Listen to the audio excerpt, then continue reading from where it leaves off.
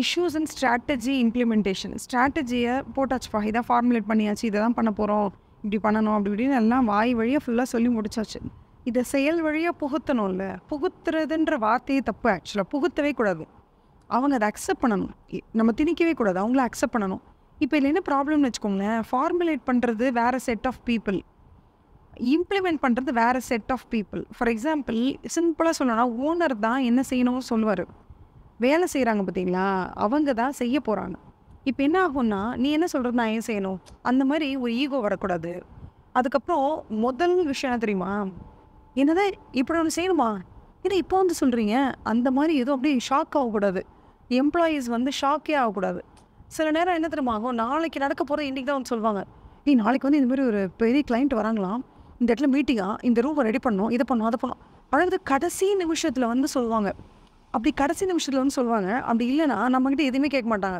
நமக்கு என்ன ஃபீலிங்காக இருக்கும் தெரியுமா, நம்ம வேலை பார்க்குறவங்களுக்கு என்ன ஃபீலிங் இருக்கும் ஜென்ரலானா, ஏன்னா most of us can relate to the mindset of a employee than நம்மளால் வந்து எம்ப்ளாயரோட மைண்ட் செட்டை கம்பேர் பண்ணுறதை விட எம்ப்ளாயி மைண்ட் செட் நம்ம எல்லாருக்கும் காமனாக இருக்கிற மைண்ட் செட். ஓகேவா?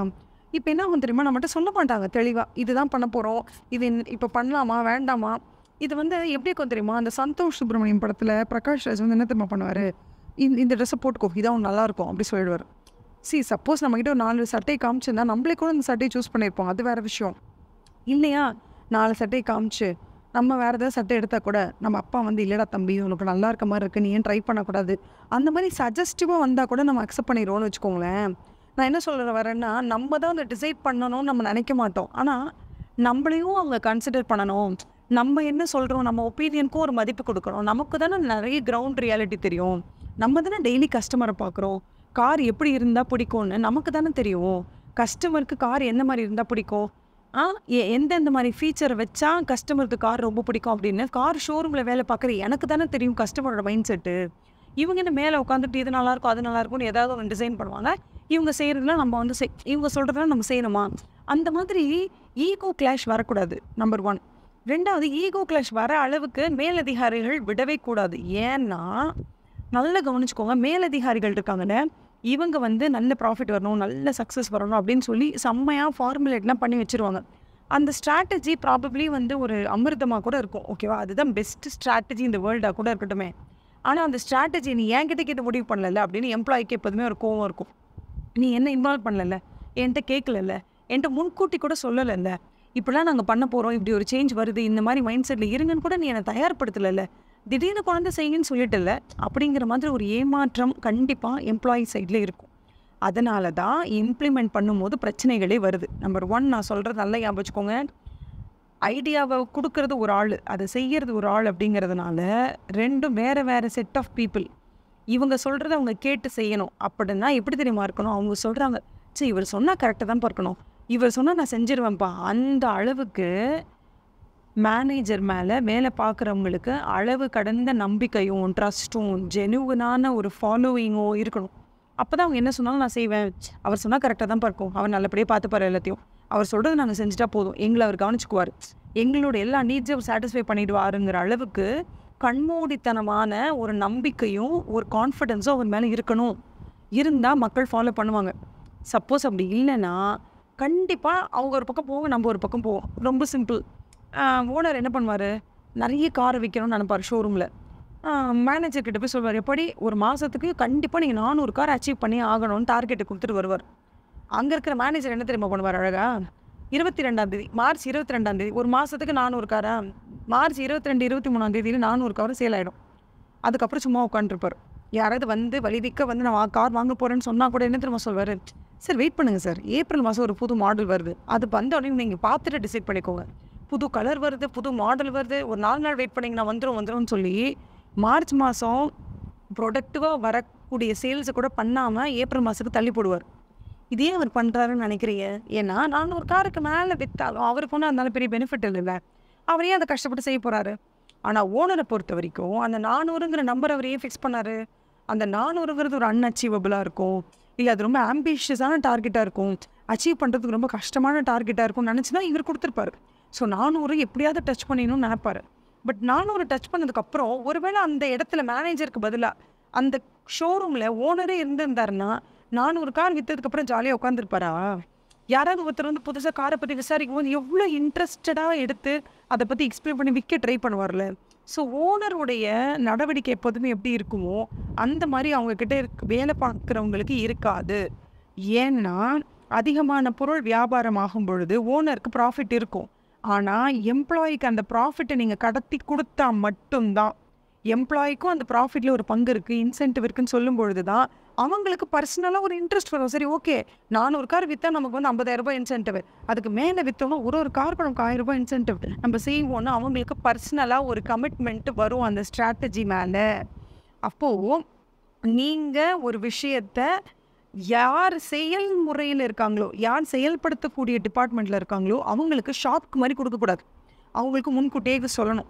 2வது, அவங்களே இன்வால்வ் பண்ணுங்களேன். ஏன் ஒரு சேல்ஸ் எக்ஸிக்யூட்டிவாக இருக்காங்க, இல்லை சேல்ஸ் ஆஃபீஸராக இருக்கார் ஒருத்தர், அவருக்கு தானே கள நிலவரம் நல்லா தெரியும். அவங்கள கூப்பிட்டு உட்காரிச்சு பேசுங்களேன்.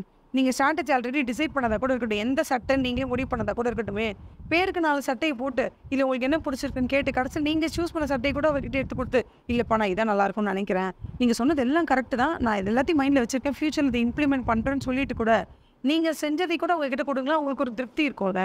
அப்போது இந்த மாதிரியான ஏற்பாடுகளை நம்ம பண்ணணும். அதாவது ஐடியாவை யார் டிசைட் பண்ணாங்களோ, ஸ்ட்ராட்டஜியை டிசைட் பண்ணவங்க இம்ப்ளிமெண்டேஷன் டீமுக்கு சொல்லும் பொழுது அவங்களையும் இன்வால்வ் பண்ணணும். ஷாக் கொடுக்குற மாதிரி திடீர்னு போய் விஷயத்த சொல்லக்கூடாது.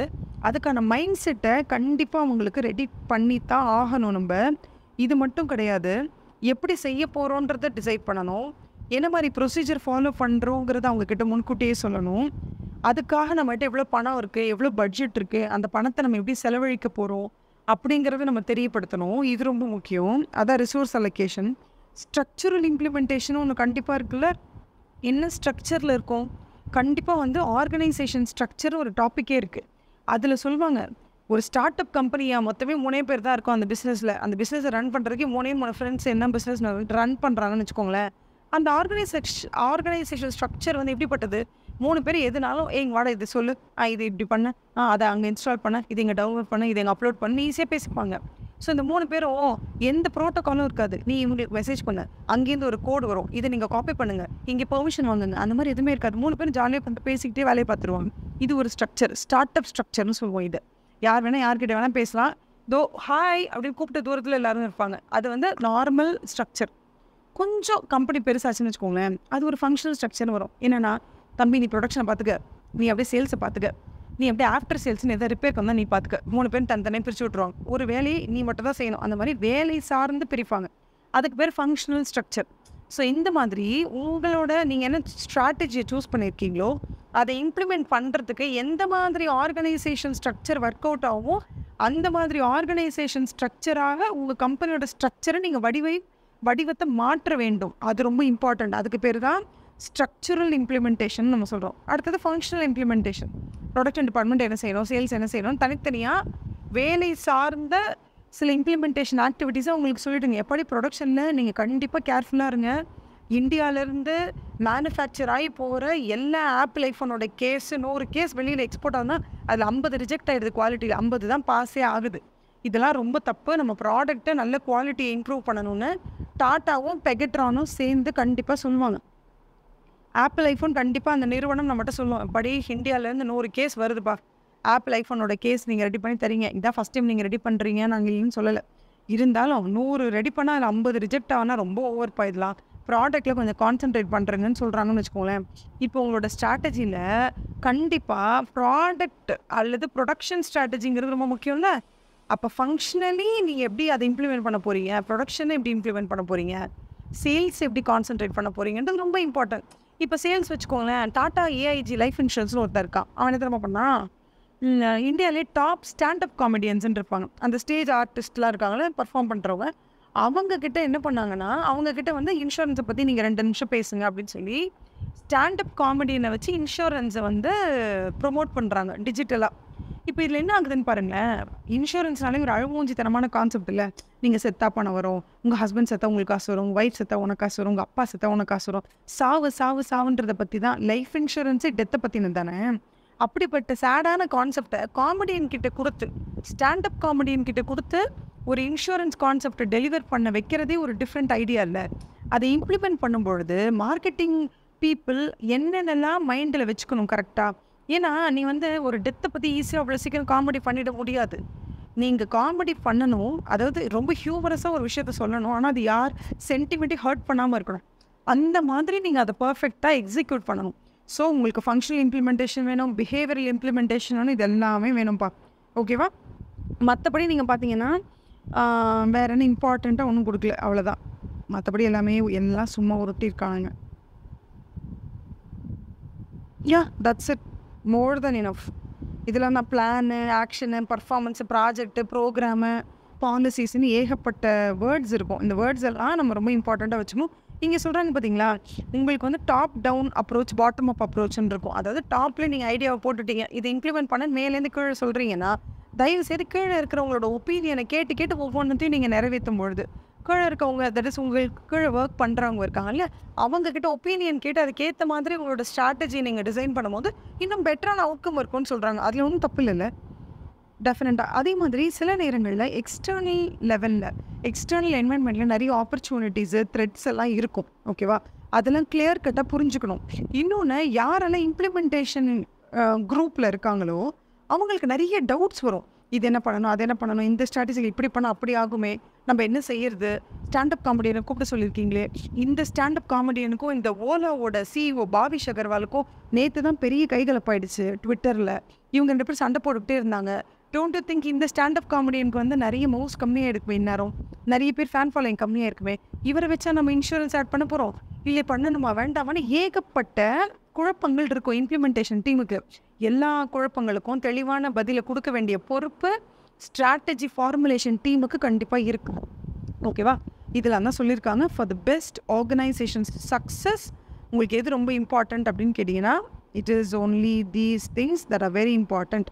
ஸோ நம்ம படித்த டாபிக் என்ன, இஷ்யூஸ் இன் தி ஸ்ட்ராட்டஜிக் இம்ப்ளிமெண்டேஷன்.